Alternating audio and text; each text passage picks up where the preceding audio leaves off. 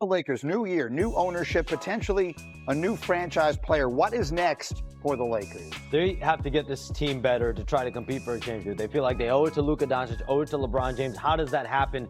Their biggest level of concern right now is at the center position. Rob Pelinka has been upfront, publicly, privately. He wants to go find a center. Is that via trade? Is that in free agency with someone like Clint Capella, Brook Lopez, Al Horford? We'll see. But center is the biggest need for this team. A lob threat potentially for Luka Doncic. The other concern there is Dorian Finney-Smith, his free agency. What interest is out there for him? He's got a player option that he's got to decide by the end of the month. And Keith, you obviously were there. You were actually with Luka the entire year. You were with him in Dallas. You were part of the trade that sent him to L.A. There's been a lot of talk about his workout routines. He's been posting videos and all that kind of stuff throughout this offseason of himself working out and all that. What is your sense of this? People have been waiting to see if maybe he takes the conditioning a little more seriously now with all of the scrutiny and spotlight of Los Angeles. What is your feel for what we're going to get from Luka when he returns? A lot of the same, man. If you take a step back and realize that this guy was in the finals last year, so obviously he knows what it takes for his body to get there, right? Now, when they say work on his body and conditioning, I think it's more so to avoid the injuries, the small soft tissue injuries that he dealt with over the past year. I mean, he was out for 2 months with the calf. He had some back problems during the season and in the playoffs. So it's those small things because his body type, he's not going to be super skinny.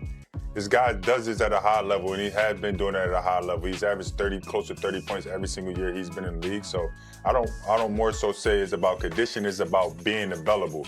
For him avoiding those small injuries by not being in the best of shape. Makes sense. And so, Bobby, what is your sense of these Lakers as we sit here going into the second round of the draft and then free agents? Yeah, I mean, I have my eye on, certainly, as Sham said, the center position, and then certainly Luka's extension eligible on August 2nd here. He's extension eligible for $229. The expectation is he's going to sign this extension. But if you're Luka and you've got LeBron on the last year of his contract, you're thinking, okay, who else am I going to be playing with in the future besides Austin Reeves? Because you have all these expiring contracts coming down here. But as far as from a health standpoint, no offense to the great city of Dallas, there's a different spotlight in Los Angeles. Mm-hmm. And he is certainly going to be under the microscope based off what happened this year. What's your sense of all of this? When you talk about the Lakers' long-term future, yeah, there's the LeBron Lakers. See how much longer that lasts. I mean, he is defying father time at this point, like maybe in almost unprecedented fashion. And then the long-term look at it, I would think with Mark Walter there, the long-term look is maybe as bright as it could be. Greeny, everything changed on what date was that? February 1st. It became Luka Doncic's team in a lot of ways, right? And so how will the Lakers balance and decide how much are we going to prioritize the future, the next 5 to 10 years with Luka Doncic versus we know what LeBron James is playing for right now, and that's to win a championship. If he's going to play 1 year, 2 year, 3 year, every single year at this point is about winning and competing for a championship. And so it's the balance of doing right by the guy that brought you a championship in 2020. He's been there the last around 6 years versus the guy we just got who we know is going to be the face of the franchise for the X amount of years. Okay, that's a fascinating one to watch. The Lakers are always interesting. They seem particularly so. Let's move on to the next one with a burning question. Shams, Houston obviously over the weekend making the huge splash, landing Kevin Durant. Is this roster set? Are we looking at the Rockets team that way will try and win a championship? In terms of grand moves, the roster is set, but there are things that they could do around the edges with exceptions, with signings in free agency.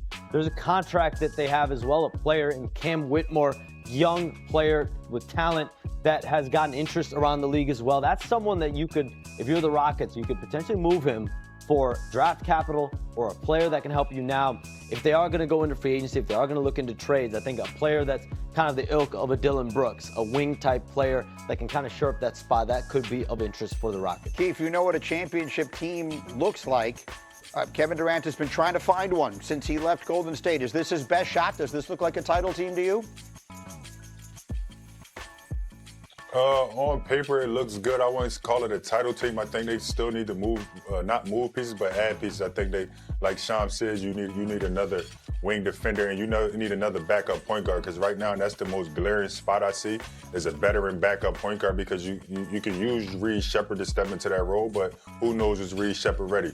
And then you need that 3 and D guy, because they don't have that. So if you add those pieces, they're ready to win it for sure. So but that's a lot. I mean, that doesn't sound like a team that would be done dealing if we see it that way. Yeah, I mean, Fred VanVleet, but the team option being reduced to $25 million, that opens up the non-taxman level exception at $14.1 million.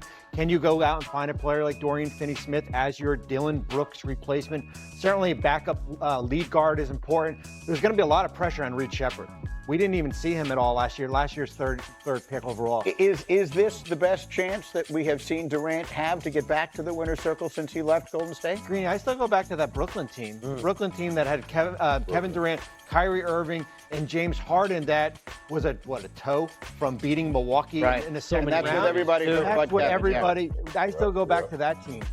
Game 2 of that series, they won, if memory serves, by 109 points, right? I think game 1 and 2. Yeah. But yeah. They were on their way, and then obviously they got hurt, but that's what happens, right? And then COVID hit, and that broke up all these things with Kyrie and his whole situation. I mean, things took a strange turn. So, look, you were the one right in the middle of this story over the weekend. I was watching, and I saw the videos of KD sitting on the stage at Fanatics Fest, finding out from you that he had gotten traded. So, talk to me here. This is a win-now move. They know if you're going to go out and get Kevin Durant, this is a move that for the playoffs, you know you have your number one option on any given night, on any given play, any given moment. So that shores that up. I know what Kevin Durant is going to bring to the table. Around 25 points, around 50% field goal shooting, around 40% from 3 and 90% from the foul line. How much does Amen Thompson take the next step? Alperen Sengun continuing to grow and rise.